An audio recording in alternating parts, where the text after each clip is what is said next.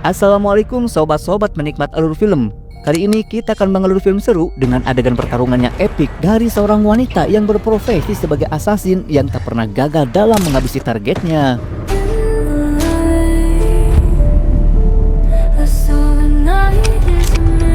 Namun saat menjalankan misi terakhirnya, tiba-tiba saja dia diracuni oleh seseorang hingga nyawanya pun hanya bisa bertahan 1 hari saja. Dan karena itulah sob, dia pun mengamuk hingga membantai para Yakuza dengan sangat brutal. Kira-kira siapakah orang yang telah meracuninya? Oke sob, daripada makin penasaran, mending kita langsung aja masuk ke alur ceritanya. Berlatar di kota Osaka, Jepang, film pun dimulai dengan memperlihatkan sebuah mobil box berwarna pink yang berisikan seorang assassin wanita bernama Cat dan rekannya yang bernama Ferik. Selama 12 tahun menjadi assassin, Cat yang punya skill menembak tingkat tinggi pun tak pernah meleset dalam menghabisi targetnya. Dan kali ini, Ferik memberi Cat sebuah misi untuk menghabisi 2 petinggi Yakuza sekaligus.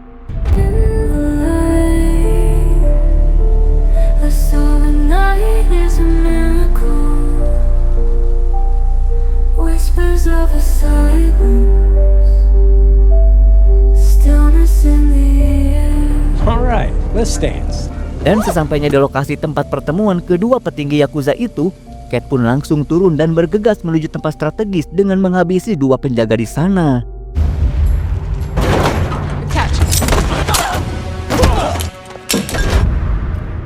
Lalu beberapa saat kemudian, saat kedua petinggi Yakuza itu sudah tiba di lokasi, Cat yang sudah membidik salah satu dari mereka pun terlihat ragu karena saat itu si target sedang bersama putrinya yang bernama Annie.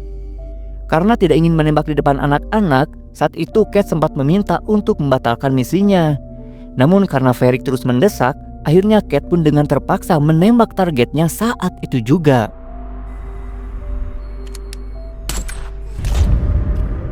Dan saat Cat akan menembak satu target lainnya, sayangnya si target yang bernama Kijima ini berhasil kabur dengan meninggalkan keponakannya sendiri yang saat itu sedang menangisi kematian ayahnya.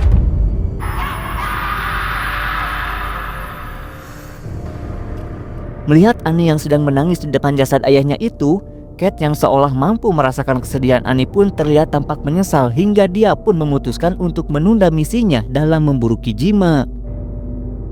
Lalu 10 bulan kemudian, Cat yang saat ini sedang berada di Tokyo pun terlihat menemui Ferik untuk menyatakan pengunduran dirinya sebagai assassin dan ingin menjalani kehidupan normal seperti orang pada umumnya.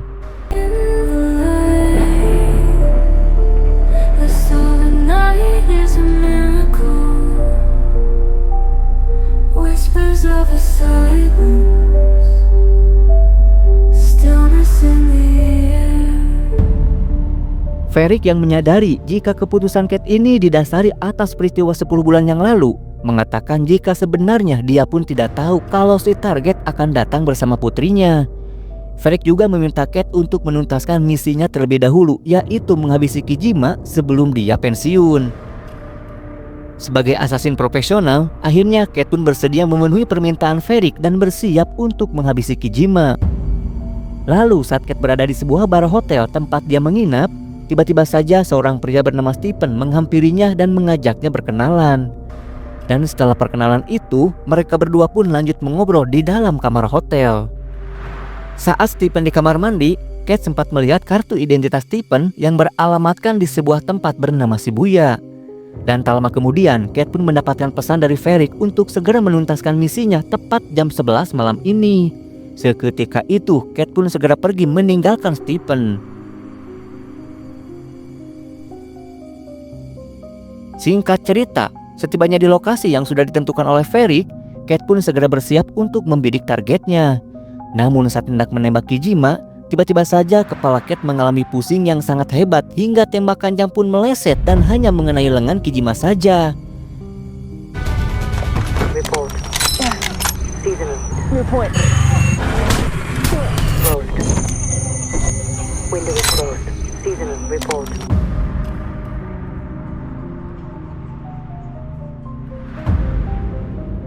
Sambil menahan pusing di kepalanya, Cat pun berusaha kabur dari gedung tersebut dengan merampas sebuah mobil.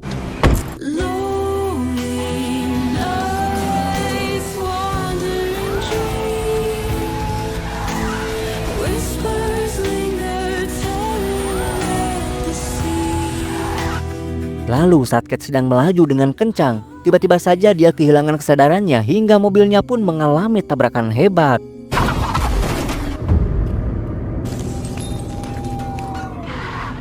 Saat dalam pingsannya, Kate pun terbayang momen-momen ketika dia masih kecil. Dan ternyata sob, sejak kecil Kate adalah seorang yatim piatu yang dibesarkan oleh Varric dengan didikan keras untuk menjadi seorang assassin.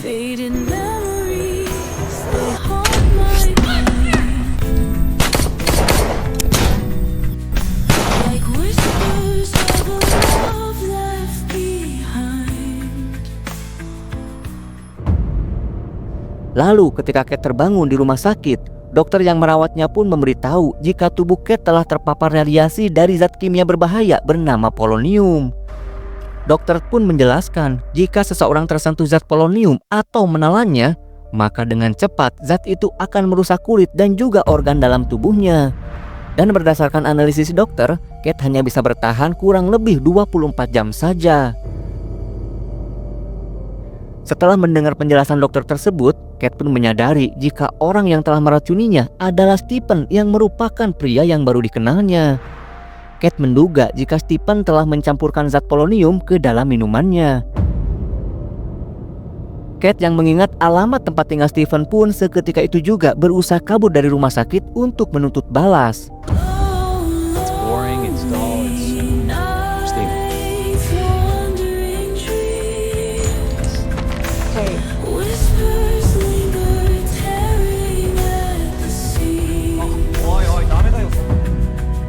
Kate pun mengancam dokter untuk dibuatkan serum stimulan yang mampu membuatnya bertahan dari efek racun yang ada di dalam tubuhnya.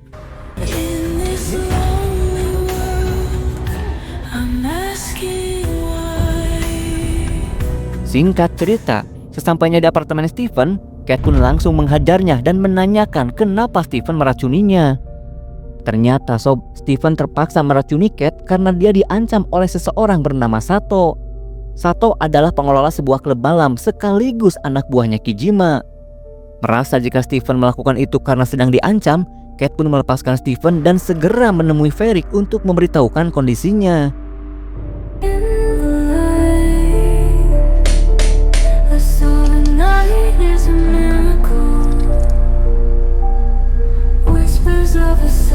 Dan saat bertemu dengan Varric, Kate pun meminta informasi tentang semua data terkait Kijima dan juga Sato. Varric pun menjelaskan jika saat ini Kijima adalah seorang pimpinan tertinggi dari geng Yakuza. Sementara Sato adalah salah satu anak buah Kijima yang sering berkumpul bersama anak buahnya di suatu tempat bernama Black Wizard. Setelah mendapat informasi dari Varric, Kate pun langsung menuju ke tempat biasa Sato berada. Where is Kijima? Setelah menghabisi beberapa orang di sana, Kate pun langsung menanyakan kepada Sato kenapa dia menyuruh Stephen untuk meracuninya. Sato pun mengaku jika dia hanya menjalankan perintah saja. Kate yang yakin jika Kijima lah yang telah menyuruhnya, seketika itu menanyakan di mana keberadaan Kijima saat ini. Namun karena Sato tidak mau menjawab, akhirnya Kate pun menghabisinya. Lalu saat beberapa penjaga tiba-tiba saja datang, Kate pun langsung menyandra salah satu bos mereka. Tapi sayangnya sob, saat Kate akan menembaknya, dia malah kehabisan peluru hingga terjadilah pertarungan sengit.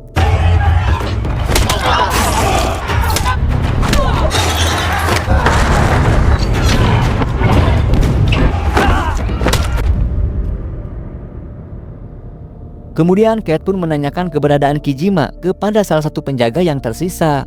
Meski orang itu tidak mengetahui keberadaan Kijima, tapi dia memberitahu jika keponakan Kijima yaitu Annie mengetahui di mana Kijima berada. Dia juga memberitahu Kate jika saat ini Annie sedang berada di sebuah konser musik. Singkat cerita, setibanya Kate di sebuah konser musik, dia pun melihat seseorang gadis yang sebelumnya pernah dia lihat di Osaka yang saat itu sedang menangisi ayahnya yang tewas ditembak oleh Kate. Kate yang yakin jika itu adalah Annie, seketika itu juga menghabisi para bodyguard di sana dan langsung membawa Annie pergi. Kemudian Kate pun menyuruh Annie untuk menghubungi Kijima. Namun karena Annie tidak punya nomornya, dia pun menyarankan Kate untuk menemui penasihat utamanya yaitu Renji. Kemudian Annie pun menelpon Renji. Saat ponselnya telah terhubung kepada Renji, Kate pun langsung merebutnya dan mengatakan jika saat ini dia sedang menculik Annie dan meminta Renji untuk segera datang menemuinya di sebuah pasar.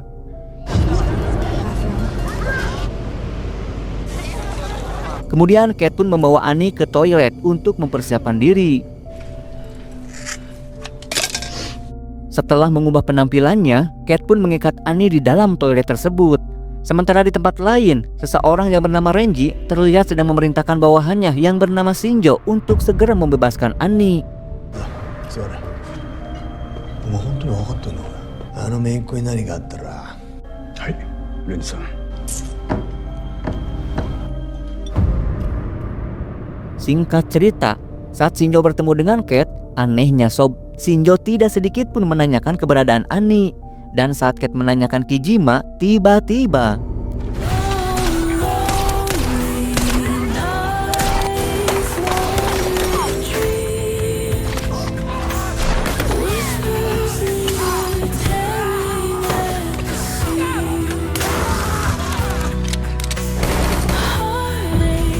sementara itu di saat yang bersamaan, terlihat Annie yang sudah berhasil melepaskan ikatannya pun bermaksud untuk pergi dari sana. Namun saat keluar dari toilet, kebetulan Annie langsung bertemu dengan Shinjo. Namun entah kenapa Sob, Shinjo malah terlihat akan menghabisi Annie. Lalu tiba-tiba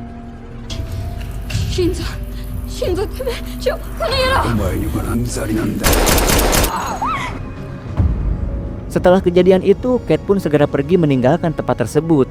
Namun Annie terus saja mengikutinya.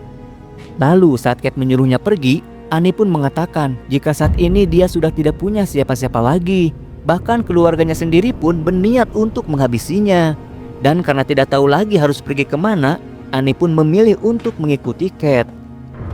Mendengar itu, Kate yang sempat teringat tentang masa lalunya yang merupakan seorang anak yatim, akhirnya Kate pun membawa Annie pergi bersamanya.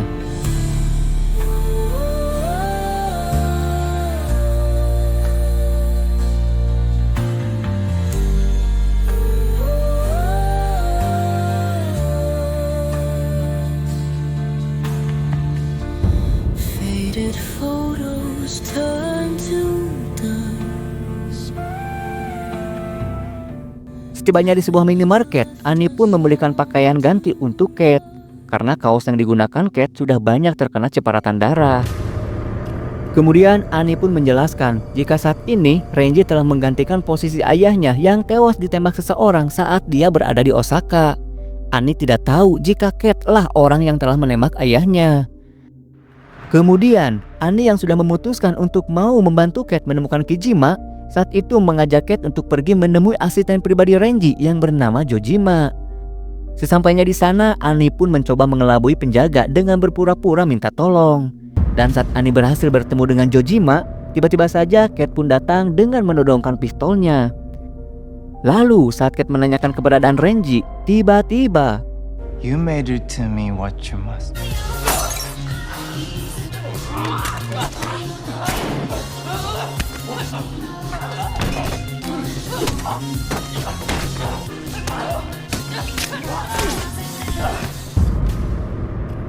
Setelah Jojima tewas, Annie pun memeriksa ponsel Jojima dan berhasil menemukan rute perjalanan yang akan dilalui oleh Renji.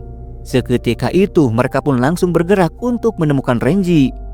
Lalu di sebuah jalan yang akan dilalui Renji, Annie pun berdiri di tengah jalan untuk menghadang mobil Renji. Lalu tiba-tiba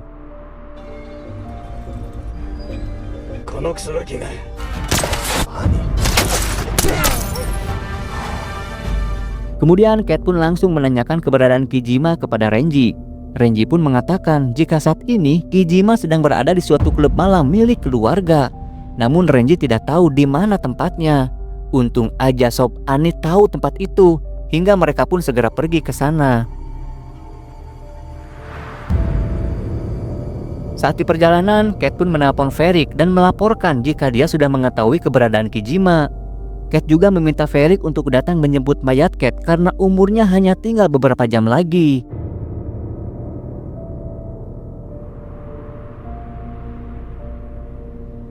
Selama di perjalanan, kondisi Kate pun semakin melemah. Namun Annie terus saja memberi semangat kepada Kate.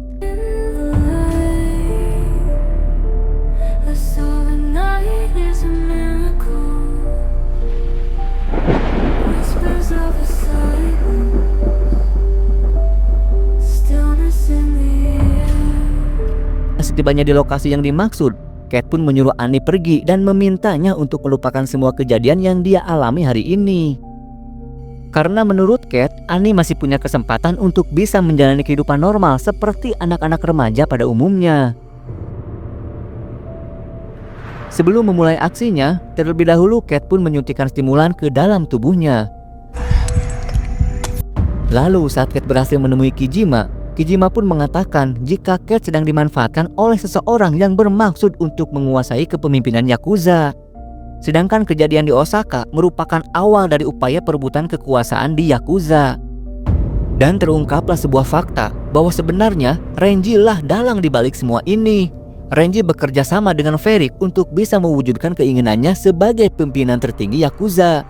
Sementara Ferik sendiri memanfaatkan kemampuan Kate untuk menyingkirkan para petinggi Yakuza yang sedang memimpin saat ini.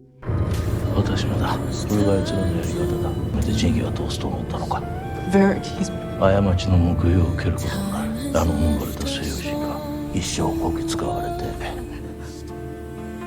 あいつらの罪を背負って死ぬとはな。Sementara itu di saat yang bersamaan terlihat Ferik yang baru saja tiba di tempat tersebut.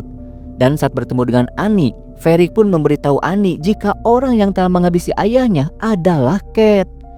Have you ever wondered about Kate's obsession with your family? Sementara Kate yang tidak jadi menghabisi Kijima pun terlihat keluar untuk menemui Annie. Namun sayangnya Sob, Annie yang sudah mengetahui jika Kate lah yang telah menghabisi ayahnya, dengan penuh emosi dia pun langsung menembak Kate.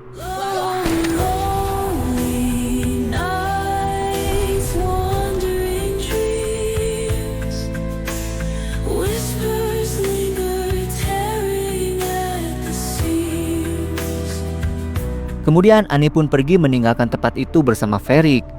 Namun untungnya Sob, tembakan Annie tadi ternyata hanya mengenai bahu Kate saja. Namun tetap saja kondisi Kate terlihat semakin melemah. Hingga datanglah Kijima untuk memberikan stimulan yang terjatuh di dalam ruangannya tadi.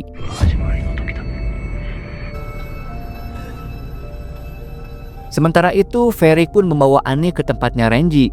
Dan di sana Ferik yang kesal pun menyalahkan Renji karena telah meracuni Kate tanpa seizin dirinya. Renji pun beralasan jika dia terpaksa melakukan semua ini karena takut semua rencananya akan terbongkar.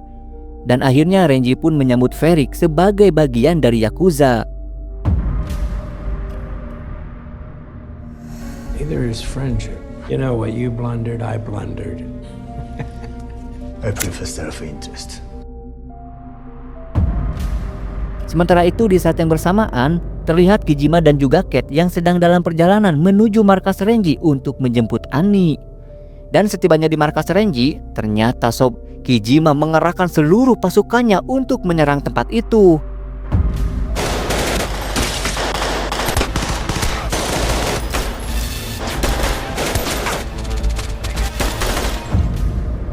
Sementara itu, Ferik yang mengetahui kedatangan Kijima pun menyuruh Renji untuk mengurus urusan keluarganya sendiri.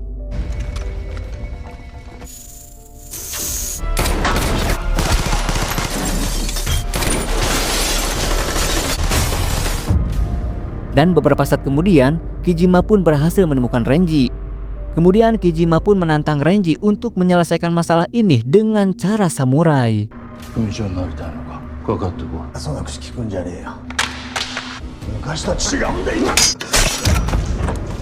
Setelah Kijima berhasil menghabisi Renji, kita pun diperlihatkan kepada Kate yang telah berhasil menemui Annie yang saat itu sedang disandra oleh Ferik. Kemudian mereka pun berduel dengan menggunakan pistol. I'm not looking away anymore. Turns out nothing ever was. Jules. We both know you only love me once. Oh. Meski Kate sempat tertembak, namun ternyata tembakan Kate kepada Ferik lebih fatal sehingga membuat Ferik tewas seketika. Setelah kejadian itu, Kate yang sekarat pun meminta maaf kepada Annie atas kematian ayahnya. Dan itulah akhir dari seorang Kate, sang asasin legendaris yang berakhir dengan tragis. Nah, jika sobat-sobat punya waktu untuk hidup 1 hari lagi, apakah akan digunakan untuk membantai orang-orang seperti yang dilakukan Kate? atau akan dimanfaatkan untuk bertobat dan memperbaiki diri. Tapi sayangnya sob, waktu kematian hanyalah Tuhan yang tahu. Dan bisa saja waktu yang telah ditentukan hanya tinggal 1 hari saja. Maka mulailah bertobat dan memperbaiki diri, perbanyak ibadah dan sempurnakan dengan amal kebaikan. Allah Subhanahu wa Ta'ala berfirman, barang siapa mengerjakan kebaikan, baik laki-laki maupun perempuan dalam keadaan beriman, maka pasti akan kami berikan kepadanya kehidupan yang baik dan akan kami beri balasan dengan pahala yang lebih baik dari apa yang telah mereka kerjakan. Quran Surat An-Nahl ayat 97. Itu